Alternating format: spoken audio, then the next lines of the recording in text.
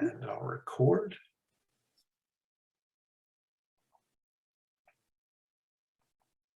Now.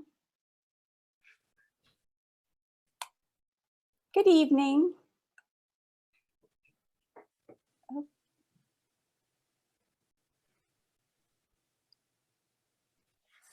Okay. Good evening.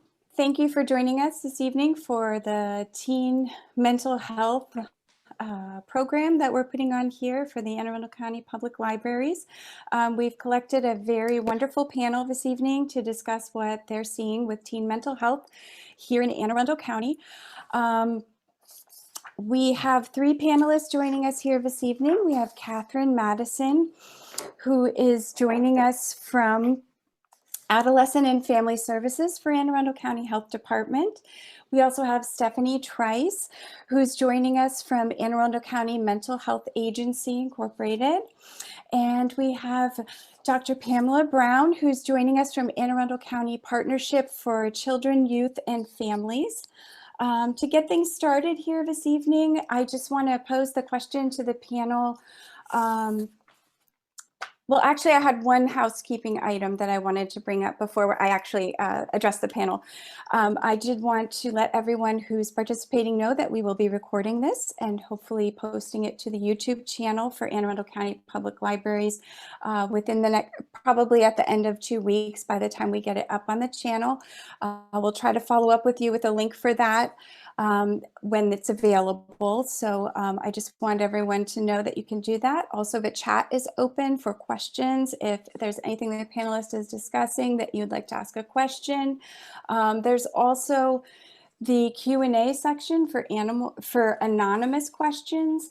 So if you have a question and you want it to be anonymous, the Q&A button at the bottom of your screen would be a good option for that. So if we're okay to get started, I would just wanted to post the question for discussion, and I wanted to see what everyone in the panel is experiencing within Anne Arundel County in their particular area with mental health for teens at this time, kind of post-pandemic. And I know there's pre-pandemic issues that have followed in. So if anybody would like to get started, open to anyone who wants to get started.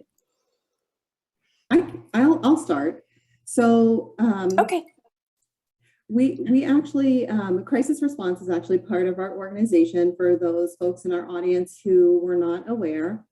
We've actually recently seen a significant, in fact, over the last month, a significant uptick in the behavioral health calls into the crisis line for youth and teens.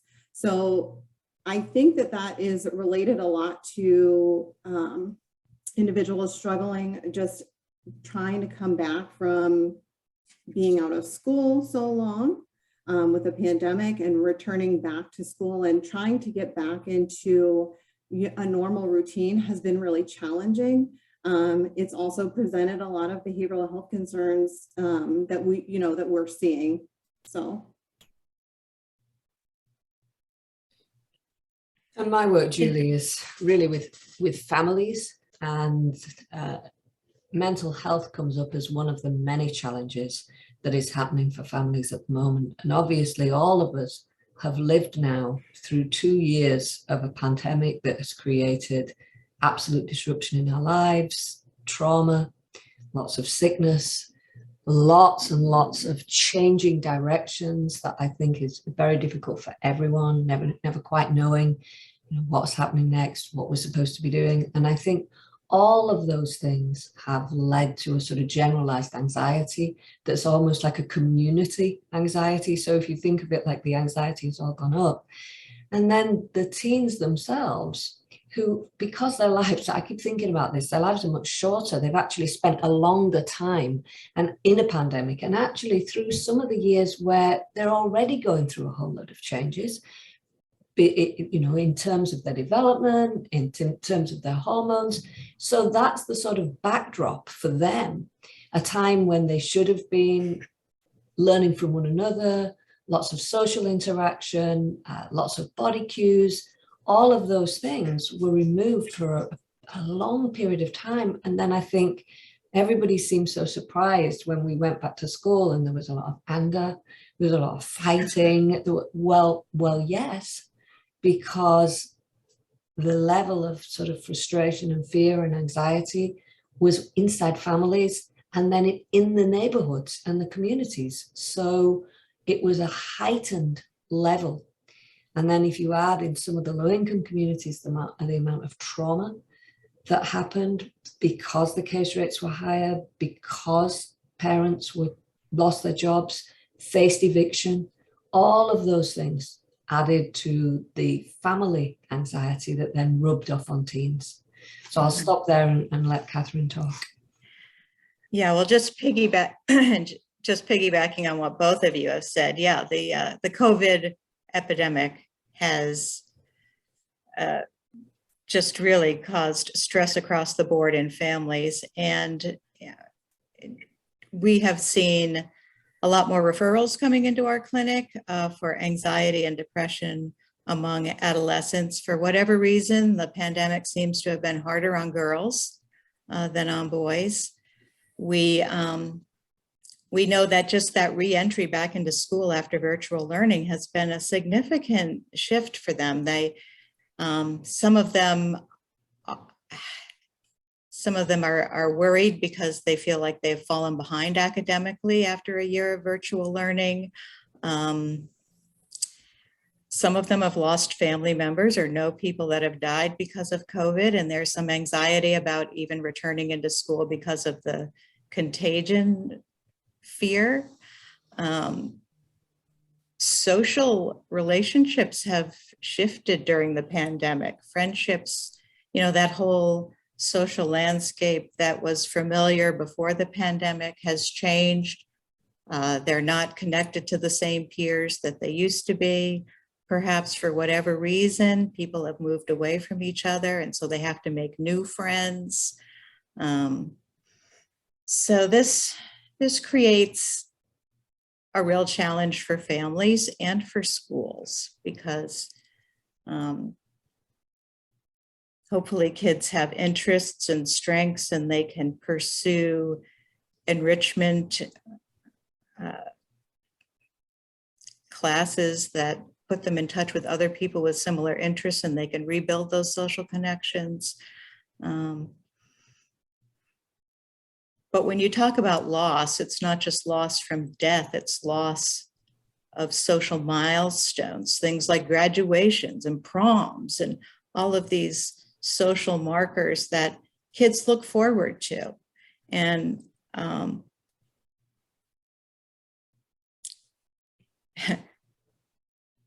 we're forcing kids to be resilient, whether they necessarily feel like they have the inner resources to be resilient. And I think some of them have fared better than others, but good Lord, there's been so much going on in their lives, in the best of times. Adolescence is challenging, it's the best of times and the worst of times. It's that time of endless possibilities, and everything is amplified, good and bad. So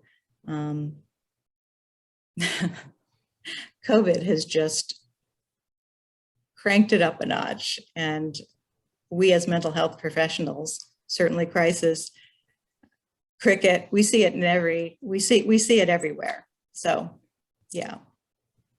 So thank you for having this conversation. I think it's timely and important. I think that a lot of the things that people find difficult is, how do you help? How do you address it with teens? How do you take that step? If you're a friend, a teacher, a caregiver, would anybody maybe want to provide some feedback about that? Because I think that's the hardest part. You might be able to recognize something as, a non-mental health professional, that something is going on, and you may not know what to do or what next step to take. And you as a person know that you've been through a lot, and you can have some compassion for someone, but you know, if somebody could maybe address that, I think that would be really helpful for some of our viewers. Anyone want to take that first? So I think sometimes all it takes is being a listening ear and a caring person to really hear what the concerns are that the individual has. You know, having that open line of communication and being able to have a dialogue, whether you're a parent or a teacher or a coach, even, it can be anybody, as long as the individual, the teen knows or child knows that they can lean on somebody else for support, they're likely and inclined probably to share whatever is bothering them, right? And so in doing so, it affords the opportunity for whomever they're sharing the information with to then pursue, you know, where they can go next for support. And I think there's a necessary vigilance at the moment because of this sort of heightened level of risk for young people, I think. And I think what's particularly worrying is that we are all of us now under an enormous amount of pressure. Everybody is working at home. There are much more contacts virtually. And so finding the time to really be vigilant and watch what's going on with your teen and be aware of any changes in behavior, and just have that in your mind that this is a very, very tough time. This isn't normal teenage time. This is a time when cutting has really shot up. You know, more kids are cutting, more kids are talking about suicide. So with that backdrop, I think, and I don't want to make anybody more anxious than we already are, but I do think that there is a necessary level of, let me just make sure I'm keyed in to my child and really vigilant in a non-intrusive way, in the best way that you can be. But if you hear any of those warning signs, I think you have to sort of act quickly to address them. Yeah, I always say to be compassionately curious, you know. There we go. You know, it's a gentle inquiry, and not one that's done once, but, you know, ongoing. And even ask, so how are your friends doing? Because they may not have parents at home that are being curious and asking those questions. So I think it takes a village, and we need to be vigilant on all fronts. And kids tend to know which other kids are struggling more than others. So, and as parents, if we know that, we can check in with the other parents and say, hey, you know, how's Johnny doing? Julie, I have a question that just came in on Q&A, unless you had. Okay, so I'll just ask this to the panelists. This is a question that comes from Kathleen, and I'm sure we may have similar questions from other attendees as well. Kathleen says, I am interested / concerned about the impact of social media on our teenagers. During the pandemic, it seemed like social media was almost the only way to connect with their peers. But we know there is an impact on self-esteem when teens spend so much time scrolling TikTok and Instagram. How much time on social media is too much? How do we talk to our teens about how social media impacts their mental health? It's a great question. Yeah. How much is too much?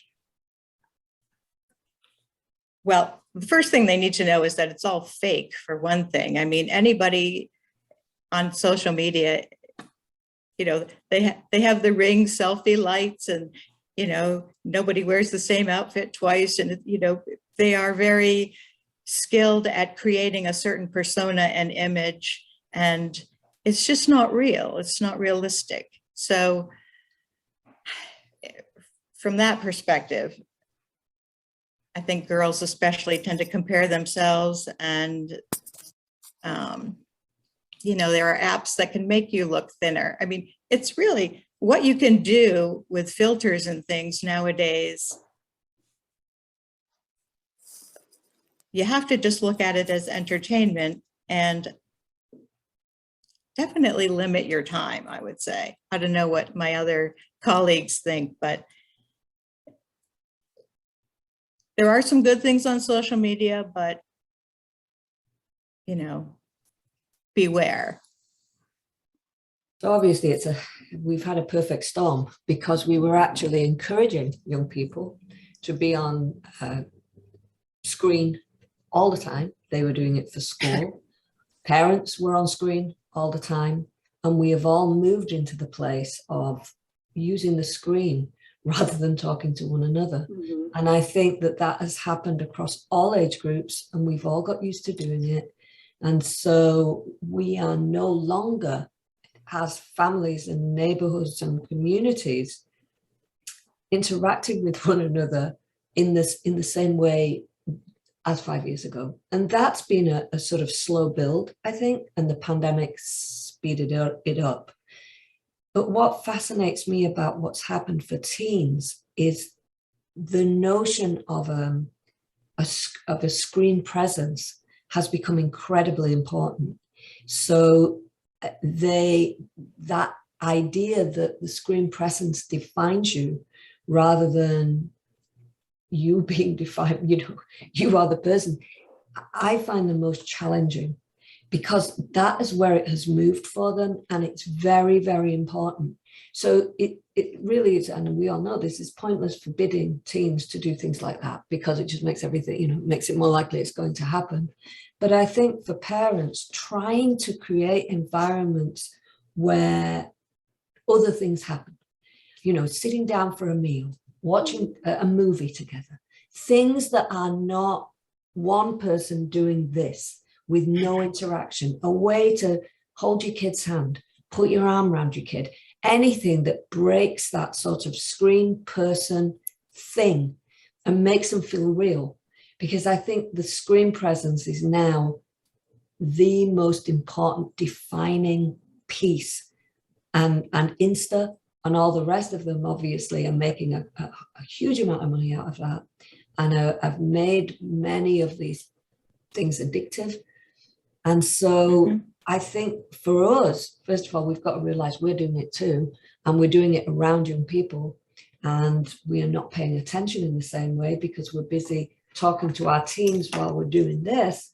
So modeling other behavior, I think for adults becomes extremely important. So not saying, you can only have 2 hours of screen time, because that's just going to drive them to want it more, but more of a not addressing the screen time as much, but finding things that are either family things to do or dad and daughter things to do that are real, where no one is concentrating on a phone and are actually being active in some way. So anything, sports, running, walking around the neighborhood, anything that you can think of that breaks that relationship between screen and person.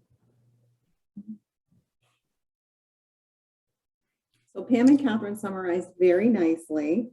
The one thing that I would add is, it's really all about, and they really said this already, it's all about seeking balance.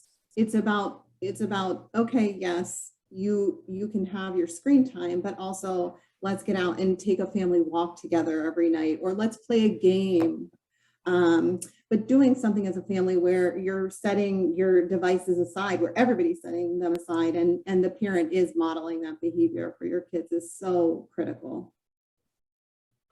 And I just want to emphasize, try to talk to your children without sort of having your phone in your hand and looking down at the phone every 2 minutes, because everybody is getting a sort of twitch from that constant, did a message just come in? Did a message just come in? And the message it sends to the team is that's what's important. Even for you, that's what's the most important. That's what you need to be keeping looking at. So when parents are modeling that, it just adds, right? It just adds a level. Right. You lose that I thou moment that Yeah. requires eye contact Yeah. and full attention. Yeah. the most generous act you can give to another human being is your full attention. Exactly. So.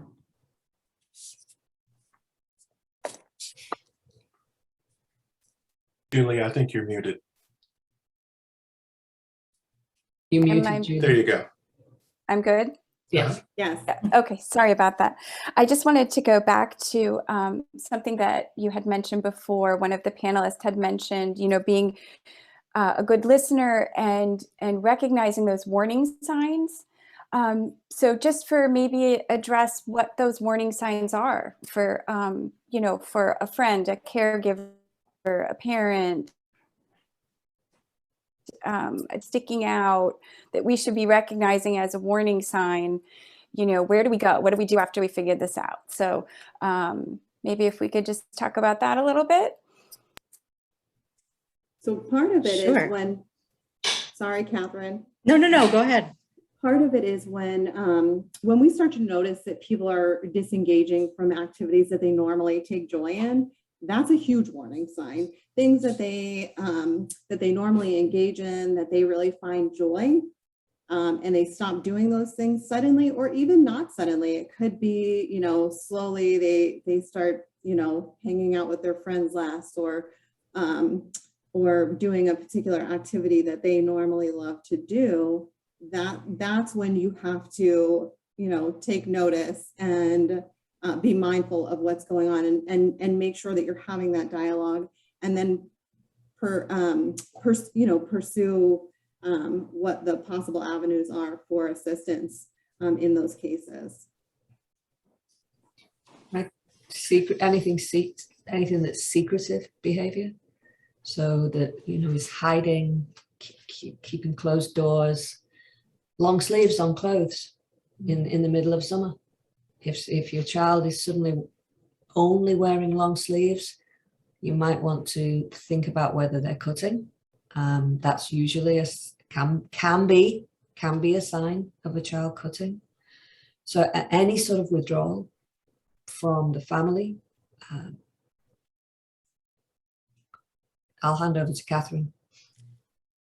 Well, I would just add that, long sleeve and baggy clothes that can also cover an eating disorder. And I know that during the pandemic, there's been a significant increase in the number of kids presenting in ERs with eating disorders. So, but yeah, any changes in appetite, in sleep, like Stephanie was saying, loss of interest in things that used to give them a lot of joy and pleasure, hanging around with friends that they used to enjoy. I mean, that's anything that's different, really. I mean, anything that just doesn't feel like the kid I mean, and you can have a gut feeling about it that, something feels different. And again, that's when you really want to lean in and ask the questions and be curious and try and draw them out. I used to find with my kids, just if we had a long drive, that was the best time to get them to talk to me. They were kind of a captive audience, but we didn't have to look each other in the face. Mm-hmm. But if I asked questions, they would open up. So, and taking a hike on a nature trail might have the same effect. I don't know. But as a parent, intentionally creating a space for those conversations to happen is important. You didn't talk about any sort of change in hygiene. Suddenly not showering, not taking care of yourself, not combing your hair. But I would say generally, parents know their kids, and if you get a funny feeling, probably right that something's up, and then it's about, I think, trying to figure out how to get your child to open up and tell you what it is. And I think we've had lots of suggestions about how to do that. But I think if you get that feeling and you think, there's something wrong, there's something not quite right, you will be right. You will be right. And then you got to figure out what it is.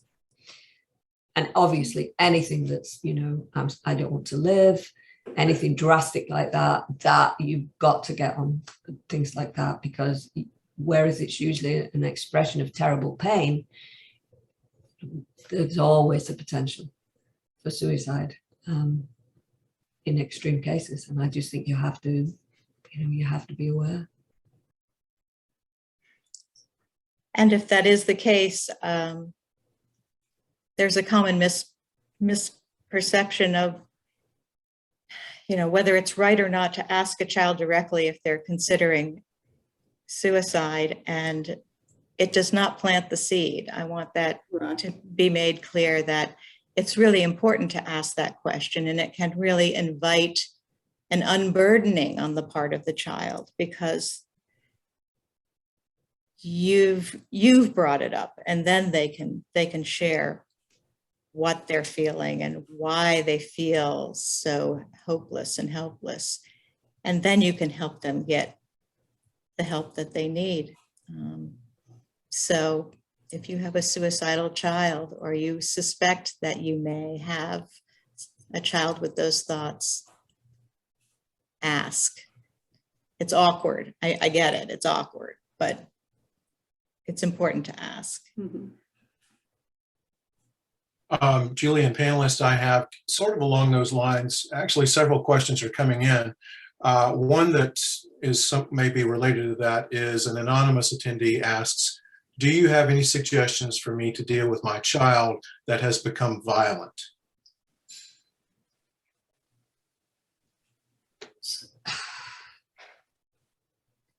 I guess I'd want to know where they're violent. Are they Yeah. violent at home? Are they violent at school? When did this come on? Yeah. Yeah. So if it's sort of a ramped up sort of child is bad-tempered, angry, lashes out, then obviously you need to figure out what's going on, try to get some therapy. There are all sorts of ways to get therapy. It might be necessary to have some, if it's happening in the home. Now, obviously, if it's extreme violence, you call the police. If it, you know, let's just say that you cannot have children hurting other people in your home. And so if it has got to that level and it can't be controlled, then you have to call the police, and the crisis team will come with the police. The police will not come on their own. Mm-hmm. So that's the good news about that. But I think if it's, you know, it really depends. If it's in many senses, it's the same wherever it is. We've got to figure out, is this something that suddenly started happening? Has it built up? Is there something going on? Has something happened at school?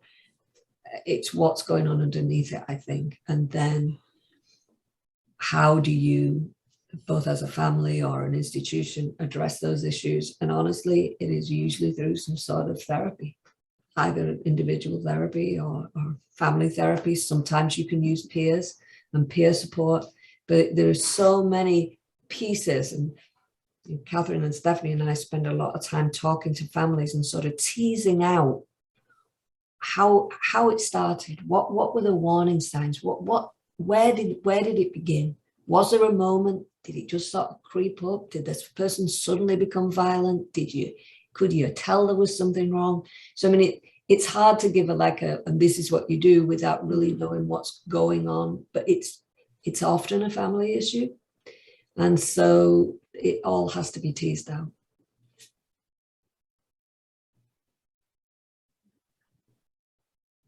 Stephanie, I don't know if you want to add anything to that. I mean, no, I think that what you and Catherine said was very well stated. It's challenging when we don't have all the details. I would be curious whether there was some kind of trauma that transpired that started the behavior.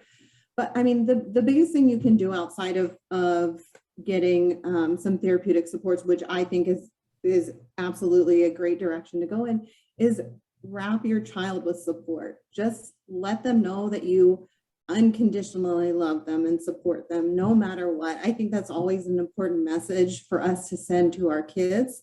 And to, to anybody really, is that no matter what they do, you will always love them.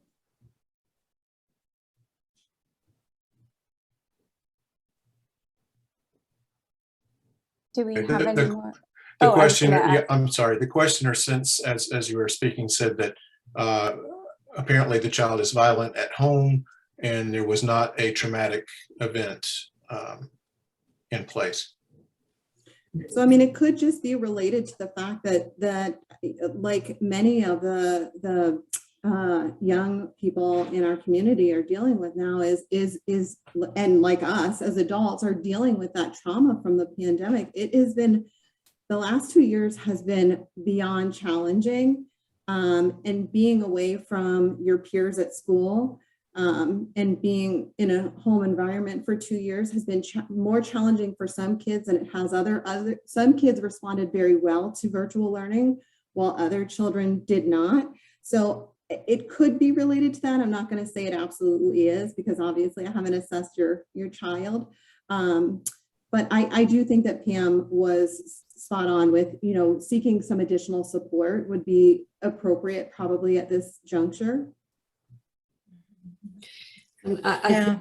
I think Stephanie's right. 2 years ago, teens could spend a lot of time with their peers. There were lots and lots of after activities. They could get that distance. I mean, teens really struggle with being around their family all the time. They're growing up, and so they could get distance. They could be out. They could be at their friends. It was different. Now they're spending a lot more time at home, with uncertainty about what's going to happen next. And if adults are frustrated, I mean, the level of anxiety and depression among adults is hugely high, related to what we've all gone through. We've all gone through a trauma together. Mm-hmm. So we have traumatized parents trying to manage teenagers who would have been difficult 3 years ago. But now they're difficult when we're traumatized and frustrated and anxious, and they don't have any, or at least not the same level of outlet with their peers that they used to have. So I think it really, for it's like a perfect storm for parents and teenagers, because it's hard enough to be a parent of a teenager. I remember years ago, someone saying, teenagers become teenagers, so parents will want them to leave. Otherwise, you want to keep your children forever, right?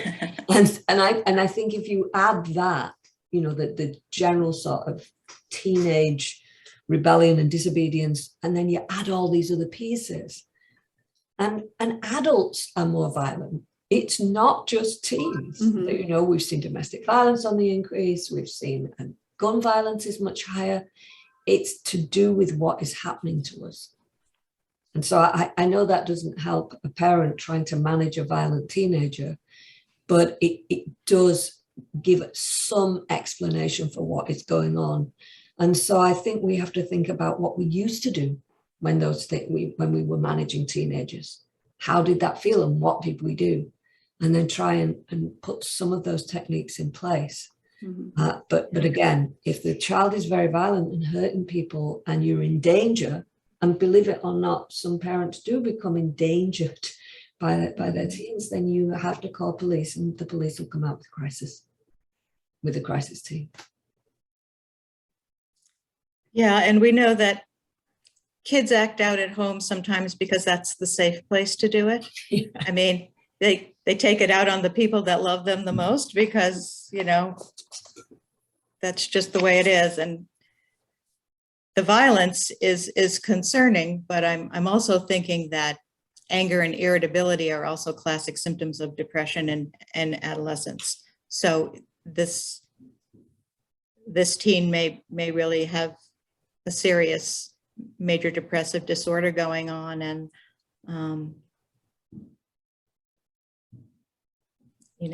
talking to a therapist or asking a counselor at school to check in with this student might not be a bad idea. Just as first steps for the family. I'm also getting some questions that are kind of related to what you've been talking about, basically turning negatives into positives. Megan asks, throughout the pandemic, our teens have been feeling a loss of self-control. Eating disorders and cuttings can be an attempt to gain control. She's looking for positive strategies, as is Annie, who is trying to help her daughter focus on positive thoughts instead of negative thoughts, especially in relationships with her peers, and also talks about virtual school and that type of thing. So I think both are asking, are there more positive things that they can do as parents, rather than, as we talked about, like saying you're not going to have any screen time or that, more positive things. So one of the things we always talk about in our team meetings is, what does your child like to do? Mm-hmm. Do they like to paint? Painting and drawing is a really good way of expressing feelings. Do they like reading, long walks, swimming? It doesn't matter. Trying to find things that they enjoy that are especially active, I think that's always a good way. And most teenagers have a thing that they like. It might be drama. There's usually something. And I think if you can try and work through that piece, it might be volunteering at an animal shelter. But I think if you can find something that is positive, that they enjoy, that's always a good thing. Well, that's a big part of resilience, right? Finding things that are meaningful, so that you can bounce back from a bad day at school or a hurtful comment or, whatever. I mean, that's all part of it. One of the other things that I'd suggest is maybe some mindfulness activities. There's a lot of really amazing apps, especially for our teens who are more tech savvy than most of us, to utilize. There's Balance and Calm are really good apps. Yeah.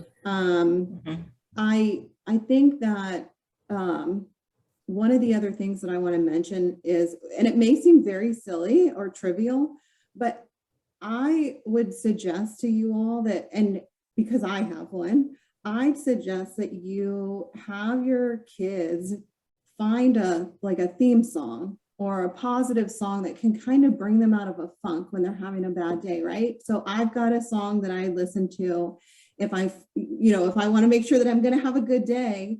I have a song, and I think everybody should have a song.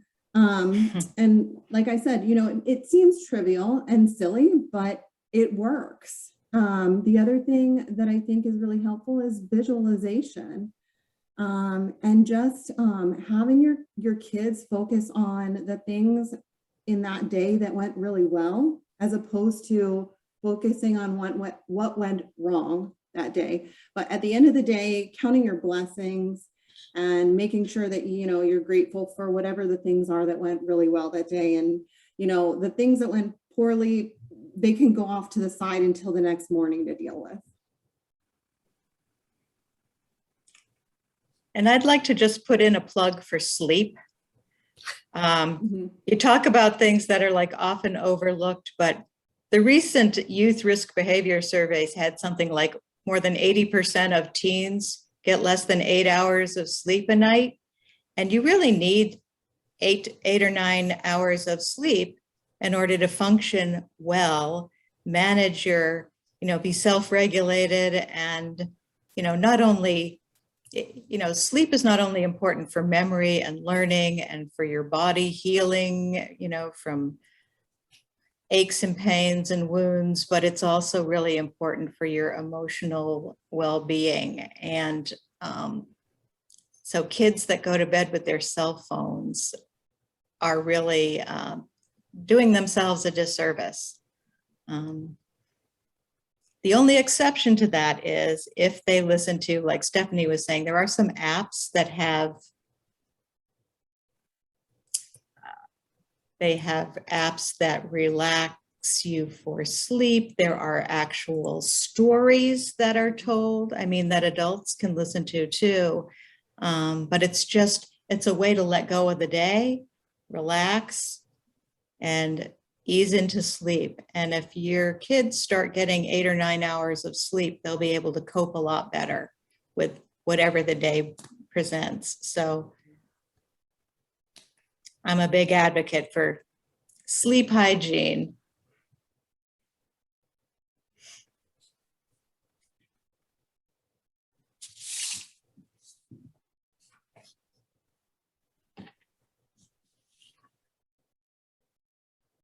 I think we're caught up on questions for now. Okay. Does anybody have anything else they would like to add? Or I actually had a question, if that's okay.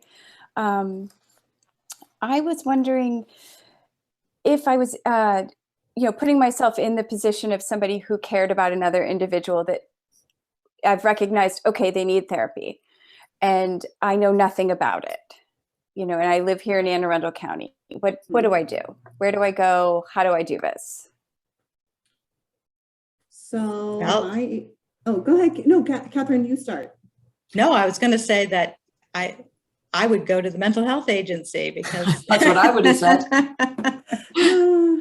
Okay, so I guess I will take over. So what I was going to say is my organization, part of our role and function is that we oversee the public behavioral health system. So we assist individuals who have Medicaid and Medicare. However, I will caveat that and say anybody who calls in, we will help.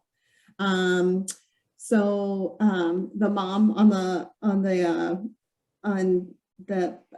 presentation who's listening in, who was talking about her child, I would be happy to chat with you, to see, what avenues you can pursue for your child. But yeah, so, I mean, if anybody calls in, we will assist you with linking into resources. The only caveat is when people have private insurance, we just recommend that everybody contacts the number on the back of their health insurance card. There's always a number for I think it's a behavioral case care manager or something.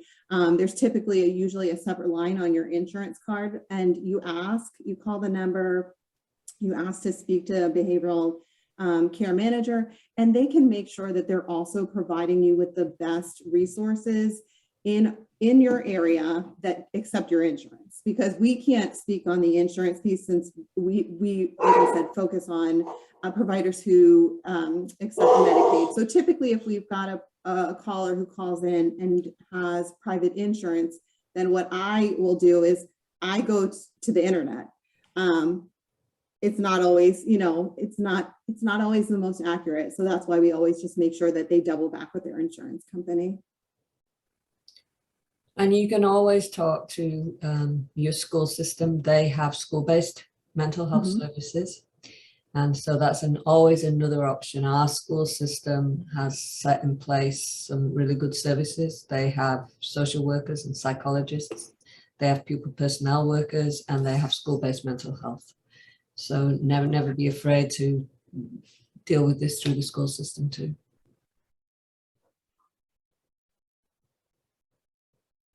And our clinic is primarily a Medicaid clinic, but if you have Medicaid for insurance, we are taking new patients. And we just got a lovely young man as an intern, and he started this week. So Very good. yes, fun to have a young man. It's usually women, but we have Ryan, so. Very nice.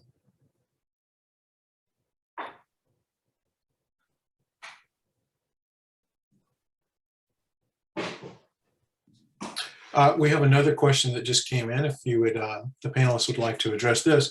This comes from an anonymous attendee that says, my teenager is neurodiverse and is otherwise different than most kids. They sometimes are bullied and have a great deal of difficulty making friends. They are feeling really isolated and depressed. They're in therapy and on medication. Do you have any other suggestions? Thanks.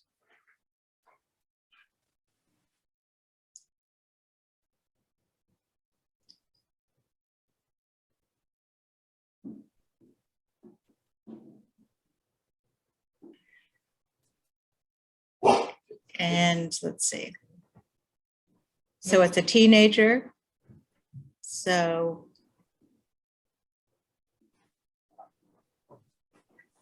well, Yes. bullying is, you know,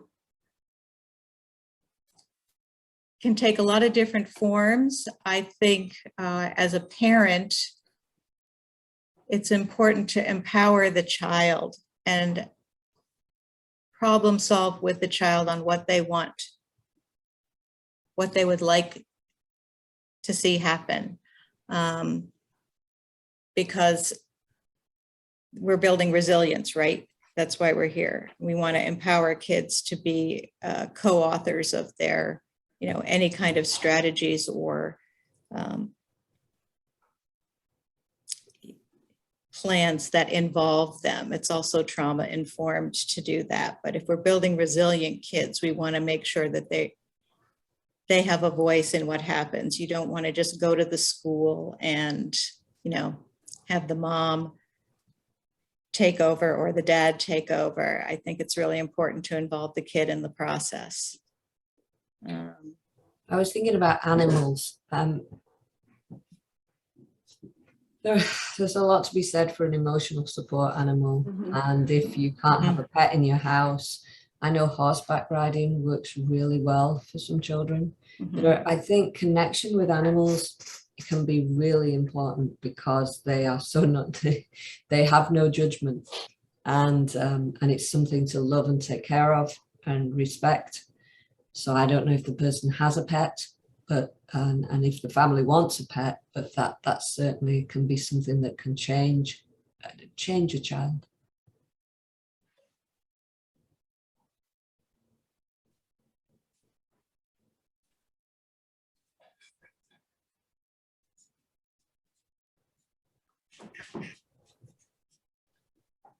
Andy, do we have any more in the chat going, or? I think that is all we have. Okay. Yeah, I think we're caught up. Okay, great. I did have a question in particular with the warm line. So that would be for Stephanie. Sure. Just a quick run through, because I know having had kids in the Anne Arundel County public school system, the school counselors and guidance offices have been great about getting that number out to the kids. And I forced mine to save it in their phone. But in any case, so let's say you're in a situation and somebody has confided in you, and you say, okay, I'll help you. I'll be here when you make the phone call, or, you know, or in some capacity, you want to help them. You want to get them to call because you don't know what to do, or, you know, it's the right thing to call. What is the sequence of events? We mentioned the technical aspect with health insurance and so forth, but what if there really is a crisis and somebody's calling and is really seriously considering taking their life, and, you know, what are the next steps? What happens? And then on another side of the coin, what happens if the person is just having a really, really awful time, and it was just something they splurted out and they called and everything's kind of talked out? You know, what's going to happen if you call? Are you in trouble? You know, what happens from the perspective of. Those are great questions. I'm glad that you asked them. So what I do want to mention for everybody that's on the on tonight, the Anne Arundel County Crisis Response number, which I'm sure that we can get shared in the chat, is a 24/7, 365 days a year crisis line, that warm line that live people are answering. And any individual who's in distress can call in at any time. What would happen in the scenario of somebody making a statement that they are contemplating suicide? would be that they would have a mobile crisis team, which consists of 2 clinicians to come out to assess the individual to determine whether they need to pursue an emergency petition and have them hospitalized. Or if they consent to go, you know, they can go on their own to the hospital and present themselves as well. Nobody's ever in trouble. Let me just clarify and make that statement very, very clear. I just want to be really clear that nobody's ever going to be in trouble if they call the crisis line. There has been some change in legislature too that allows individuals who are 12 now to consent to crisis services in situations where parents are unwilling or inaccessible, right? So that changes things quite a bit and makes it a situation where youth can be really proactive for their behavioral health. And I think that, you know, and I know I'm going to go off on a tangent for a second, but part of this is we have to really reduce the stigma surrounding behavioral health. Both mental health and substance use disorder. We have to destigmatize these things because nobody's ever going to get what they need if we can't openly and honestly talk about these things. So I do just want to, you know, make mention of that. There is a really wonderful youth advisory council. If you've got teens who are interested in getting involved, Maryland Coalition of Families has a team of young individuals. It is called Taking Flight. They serve as a youth advisory council and have some individuals who have lived experience in the behavioral health system. They're really amazing, amazing young women. They are all young ladies at this time, but they do serve the entire state of Maryland. And they do so virtually. So I know that they're on Instagram and they're also on Facebook. And you can also connect with them, and they're doing meetings virtually via Zoom at this time. So it's a nice way for people, for teens in particular, to get involved to help change the language surrounding behavioral health and, you know, take some action. So sorry, I really went off on a tangent there. I was just going to say that Taking Flight is in the chat if anyone wanted to check that out. Perfect. Very good.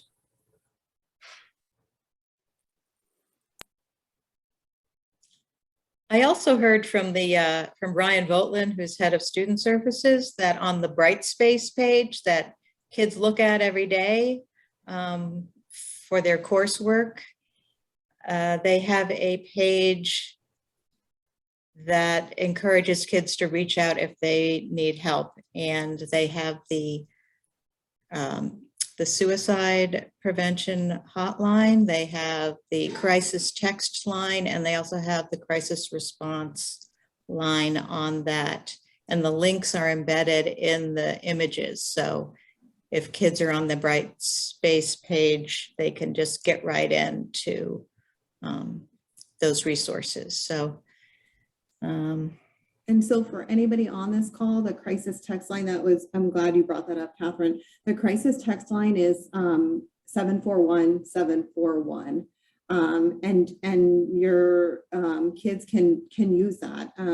They'll have somebody that is able to respond immediately when your kids are texting and they're in distress.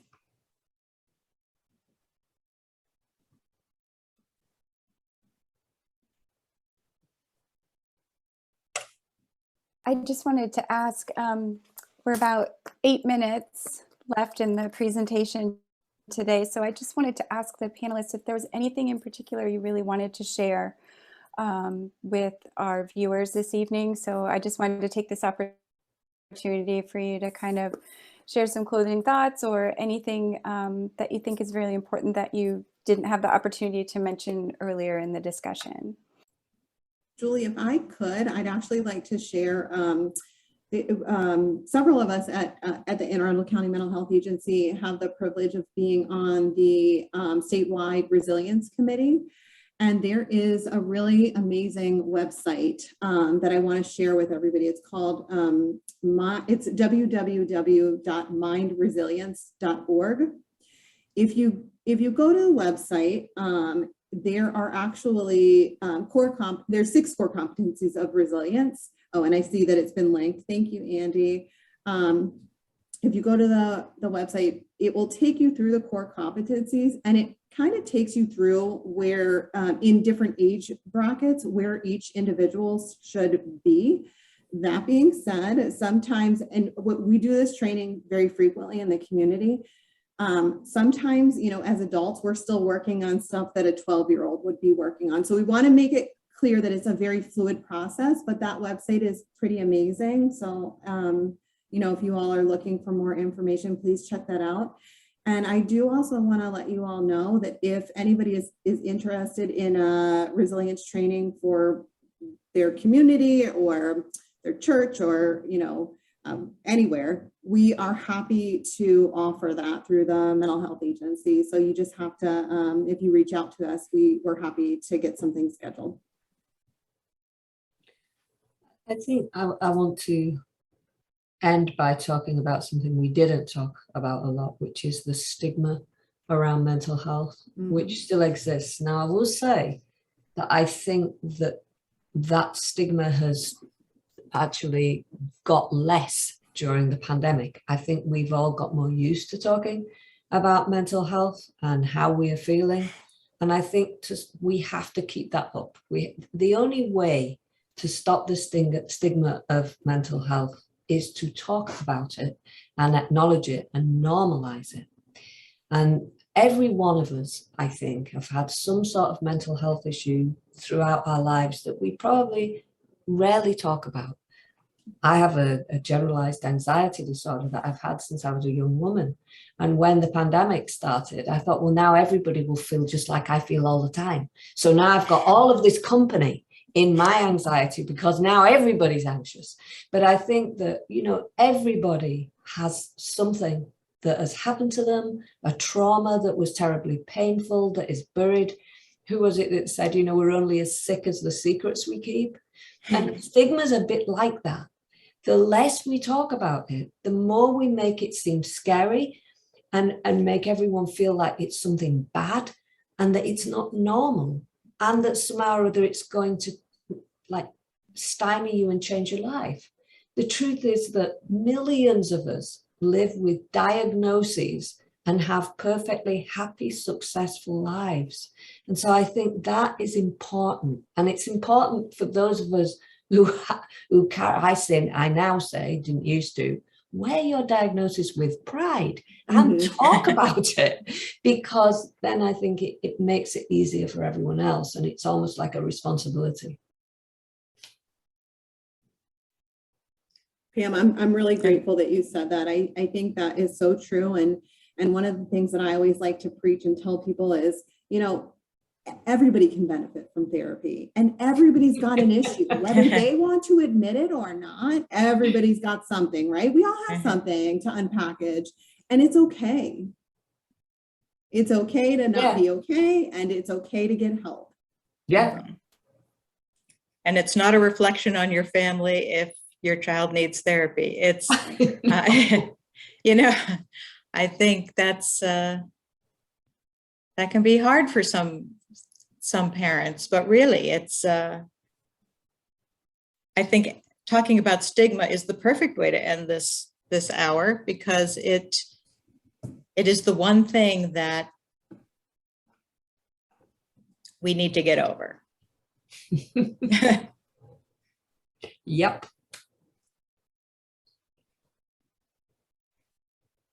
So the other thing, I'm gonna put a plug in for Maryland Coalition of Families. I know I briefly touched on the youth portion, but Maryland Coalition of Families has adult peer support specialists. Those are for parents of individuals who are dealing with any behavioral health disorder. It could be mental health, it can be substance use disorder, gambling disorders. They really help individuals of all age ranges that are adults on the adult side, and provide that support and lived experience. So I think that's really, you know, an important resource to share for our community as well. And I just wanted to mention that the resources that we share here in the chat, if you're in the audience and you didn't get those, we're going to try to compile a list to email to the registrants who participated this evening, so that if you were frantically trying to get those websites and everything and you missed something, don't worry about it. We'll also have it in recording. So, or feel free to contact somebody at the library. We're so happy to look up any of those resources for anybody that would need them. Any of the library branches at the information desk would be happy to help find any of those things. Well, again, I thank you all so much for joining us this evening to talk about these really important things. And I think very, very highly of all of your opinions, and I appreciate your experience and your all the work that you're doing here in our community, especially for not only teens, but children, families, and teens, everyone. And thank you again for everything that you shared with us this evening. And I look forward to, we do have a program coming up. Stephanie mentioned the Mind Resilience Training. We have that at the Severna Park branch. Let's see, it is March 23rd. It will be in the library events page, as well as some of our happenings, and we'll try to promote it similarly to this particular event, so that if you know of any teens that you think may benefit from that type of training, would like to join us, Stephanie and her team will be there to put that on for us at the branch. So we're looking forward to that. And thank you again for joining us this evening. Have a nice evening. Thank you for having us. Thank you, Julie. Thank Thanks for asking you. us. See you soon, Appreciate it. everybody. See you soon. Bye-bye. Bye, guys. Bye. Thank you.